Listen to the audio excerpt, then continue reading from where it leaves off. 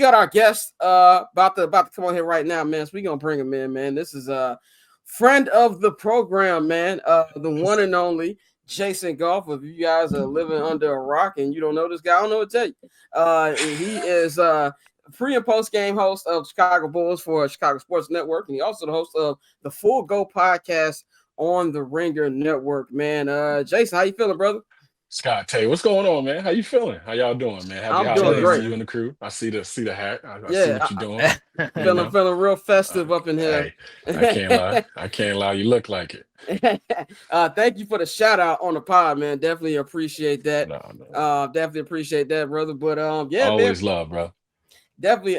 Man, we were just talking about the Bears coaching search, which I don't know about you. I cannot wait for the season to be over. Like this went from Weeks being ago. the most anticipated season to, for the love of God, wrap this up.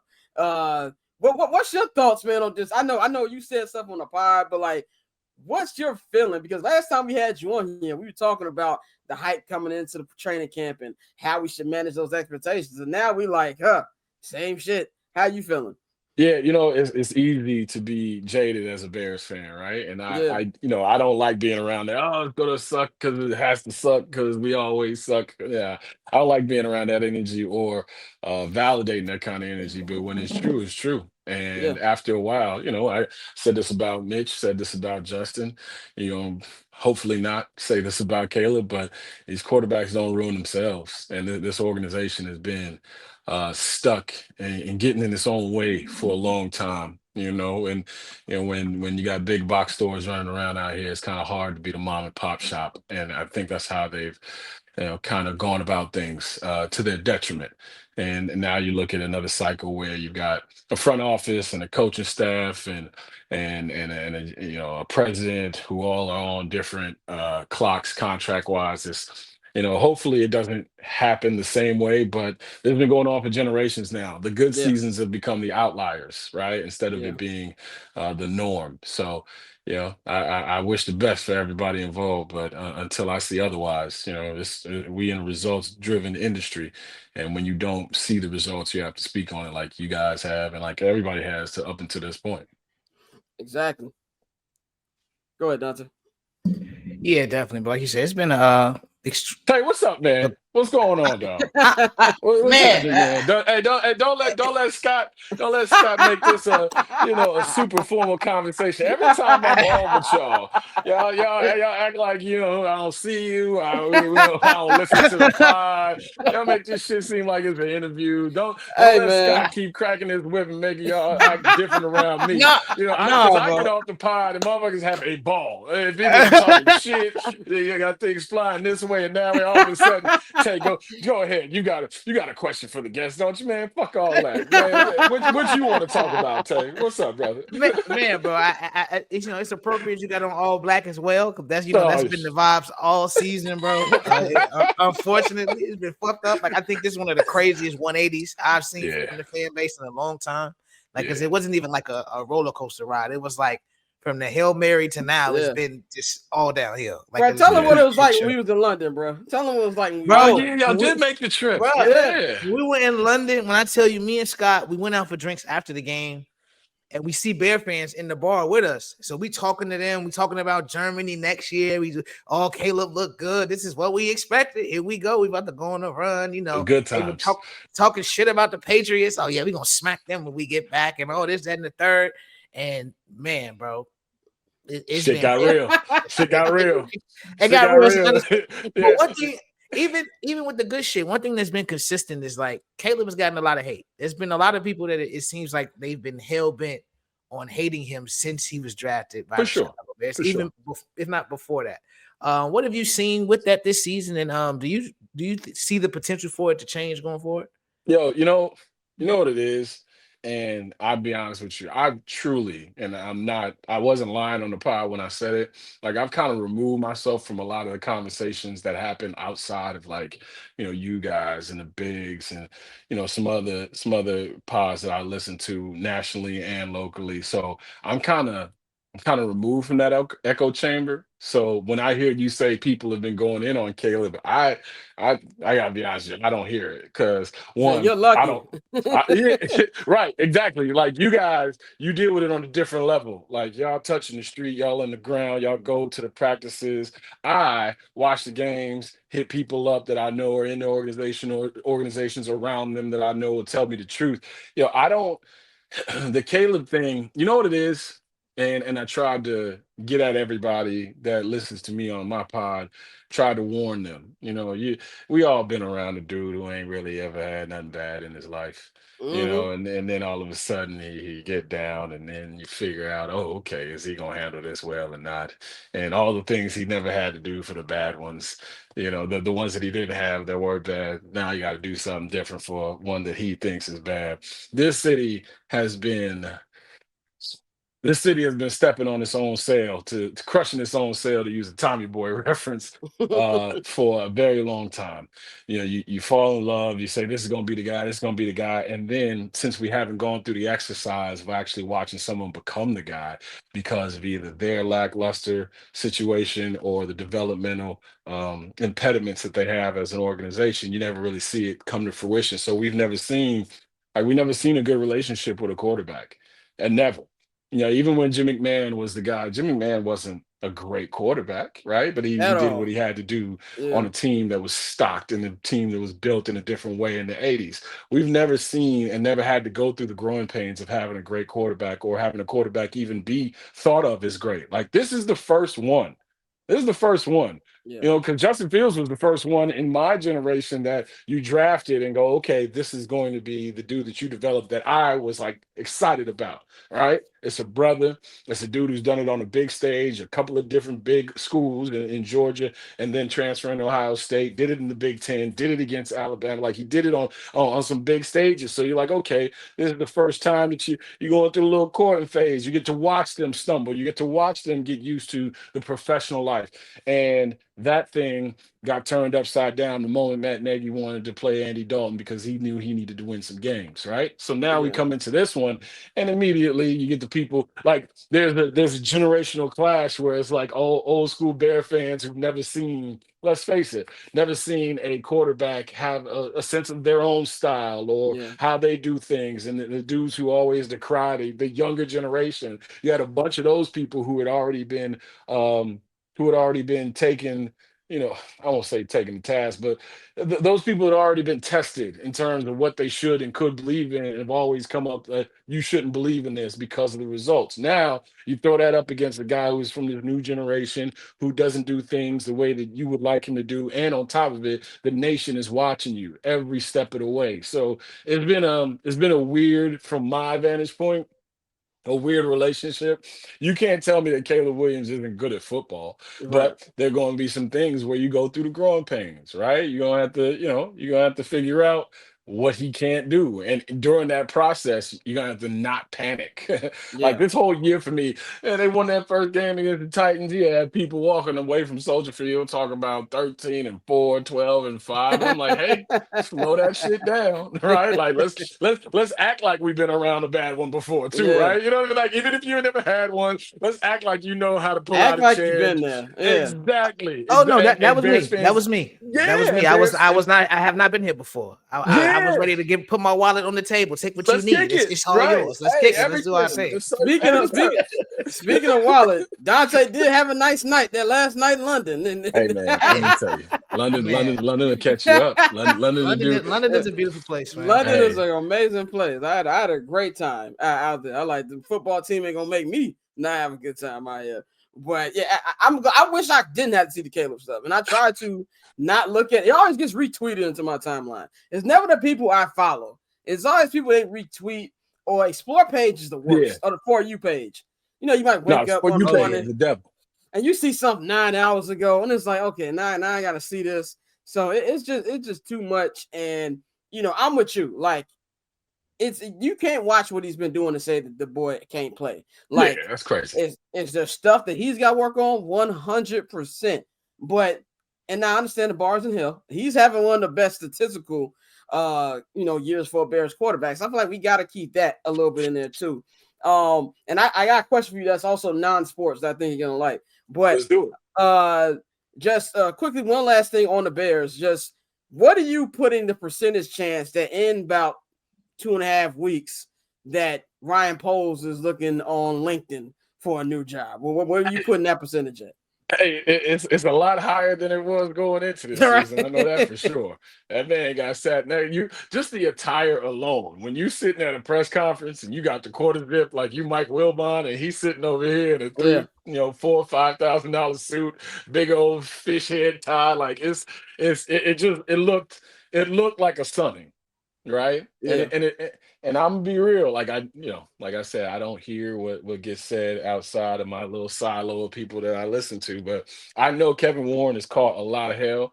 I know he's caught a lot of flack, not just because of the stadium issue, but because people think he's trying to be the face of the Bears and usurp people's authority. But I gotta be honest with you, man. Like when you come to a place that ain't one shit, if your head is next on the chopping block, you damn right you're gonna start to move some things around to your liking. I think I'd be surprised if Ryan Poles is fired at the end of this season, but if there's a level between shock and surprise, I might be in that middle Right part in the right middle. there because Yeah, it said a lot. It said a lot when you're sitting there watching it. It sounds like somebody getting grounded on national television when you're talking about a coach getting fired. And on top of it, like we talked about it when it happened. Like this really wasn't his guy. This wasn't his coach, right? But it speaks to the dysfunctional behaviors of the Bears that they've carried on for so long now. Like I would love for whatever the coaching search to be not only efficient, but I want names on it. Like I want people to be like, this is my guy. There was no outsider. Like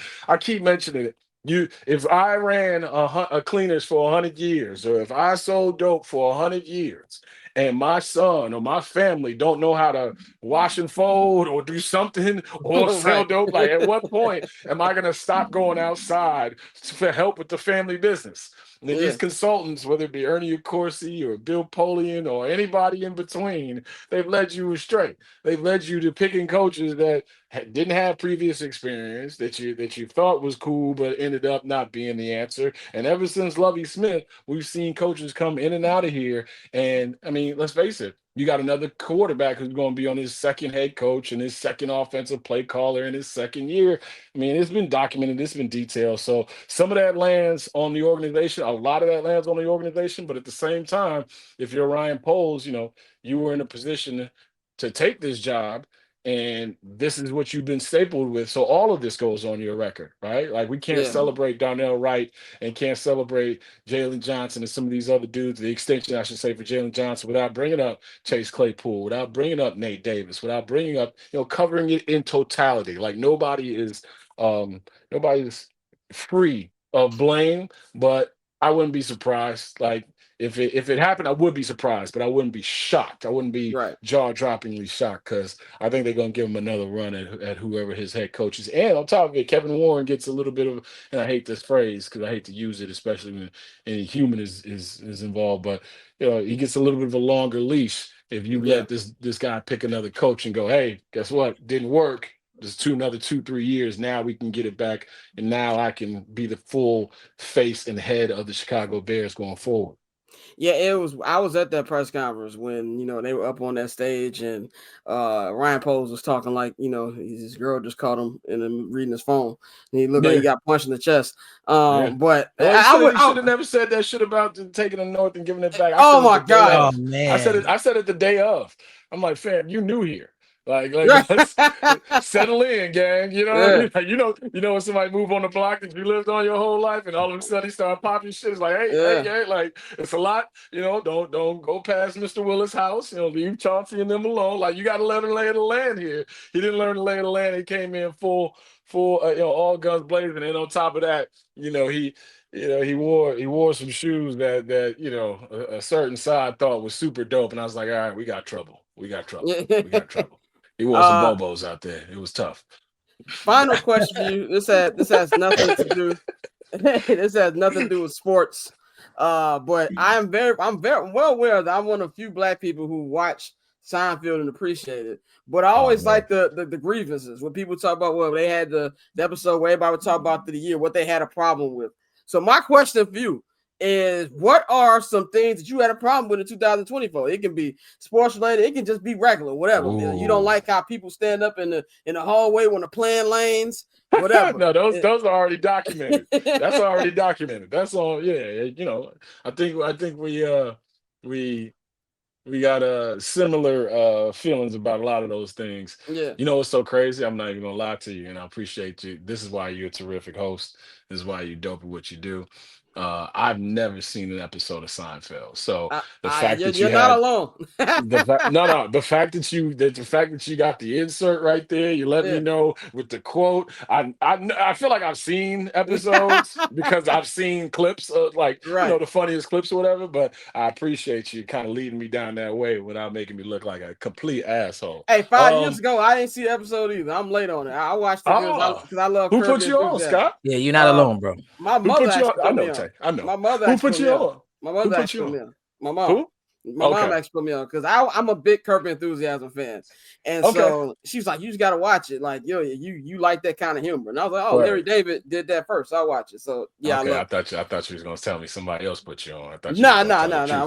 Me and my mom put each other on like different shows and stuff. So yeah, I know. Don't worry. I blame shit on my mom too when I want to make sure I keep my anonymity. You know what I mean? It's that time of the year. Scott can't be saying who put him on the things. Right. Next thing you know, a gift is necessary. So I feel you. I see you playing. I know what you're out here doing. My grievance, it's probably the same thing, and it's kind of like a global thing. The accountability that I'm looking for out of people. Like we tend to push things off and respond in ways and kind of rationalize it by saying why it happened and it happened because of something else. It's like let's bring back accountability. Let's bring across the board, 100%. men, women, everything in between. Let's bring back accountability so we can get back to being better folks. You know what I mean? I think as black men and as black men in this industry and black men period, we get held to account no matter whether we like it or not. So I feel like everybody around us should also be held to the same account and make each other better. Other than that, man, like you said, standing up on planes, where you going, you look crazy, and then at some point you're gonna bump into somebody in the airport, and you don't want that smoke. Hey, bring back customer service. Right, I'm a dude who tips well. I'm a dude who takes care of the people that take care of me. I had an issue, this holiday season. I just ran in just now, so I apologize for my lateness, but it's holiday season, and I was at the same store 2 days in a row. And the day before, I couldn't even believe I went back, but I had to go back and get something else because I forgot something. But the day before, I go into this store, and you can just tell when there's an attitude, where when somebody's just not having a good day. And I kind of give some kind of, I give room for that.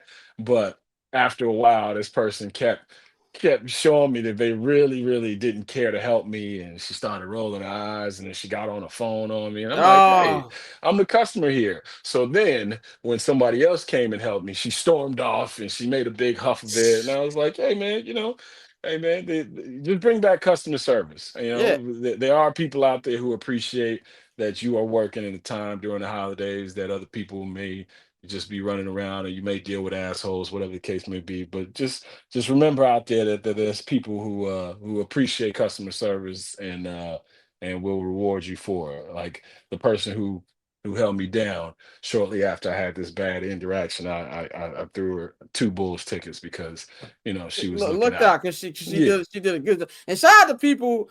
Bring back people minding their business. I had kind of similar run in at Benny's a week ago. So I went to Benny's like the week before with my homie Pappy, and I bought a couple bottles of eggnog, bought a couple bottles of Jameson. You know what I'm saying? And she gave me like this judgy look, like you were just here a week ago. I'm like, mind your business and ring me up. I'm like, like you working the liquor store, so don't look at me because I'm buying alcohol. Like what are we doing here? So, hey, I tell my wife all the time, man. Hey, minding your business could save your life. It's key. It's definitely it could save your life. We gonna get you out of here, man. We can follow you at Jason Goff on Twitter, on Instagram, man. Of course, got the Bulls games coming up. Let them know if there's anything you want to promote before we get you out of here. Hey man, we do the pod Sundays, Tuesdays, Thursdays on the Ringer. You know, Spotify is the gang, the Full Go podcast, and of course, pre and post. Me and Kendall chopping it up. We got some good news coming for everybody who's been pulling me over in the streets, and hey, I can tell you. Oh, there it is, right there. I can tell you. Hey man, perfect. Stop running up on me talking about can't even see the game, dog. What y'all got? What you doing? Hey, there are other ways that you could tell me that you don't have $20 than telling me in front of your bitch and in front of mine. You know what I'm saying? I'm hanging with my baby. We kicking it. I got my son with me. Dog, love what you do. Ain't been able to see you the whole year. I'm like, I love what you do. I am trying to get a chicken parmesan right here. Right. So yeah, please. And for those who have not run up on me, hopefully here in the new year, we're going to have some good news for you. So yeah, stop running up on people. Stop running on them in the street. Exactly. Yeah. Just be like, Jay, I ain't got 20. Can I hold something for this antenna? And I'll be like, I got you. I'd rather you do that than you embarrass your girl and me in the same moment. You know what definitely, I mean? Man. Yeah, definitely. Yeah. Always good to hold it down, Tay. No, Scott. Hey. Scott getting too much money now. Okay, so I ain't got no money. What money Mitch say? You see the glasses are a weekly thing now. At first they were just victory glasses. Now he just got the shades on. It's just his thing. Blind people and assholes. And he ain't blind. That's my man. You getting that bread. I see you. You know what I'm saying? You ain't worked this hard to stay the same. I know. Don't worry. I can't wait to read the blog. Y'all two talking shit about each other 5 years from now with the breakup. I can't wait. Y'all be smooth, man. All right, brother. Hey, man, be easy. Love. Yes, sir. So cool. Triple double hat trick, I know the code too. Ice trade, go for trade, yeah we cold too. Getting paper on these player haters, old news. Money on the other line, so I'm not gonna hold you. Money on the other line, so I'm not gonna hold you. Money on the other line, so I'm not gonna hold you. Money on the other line, so I'm not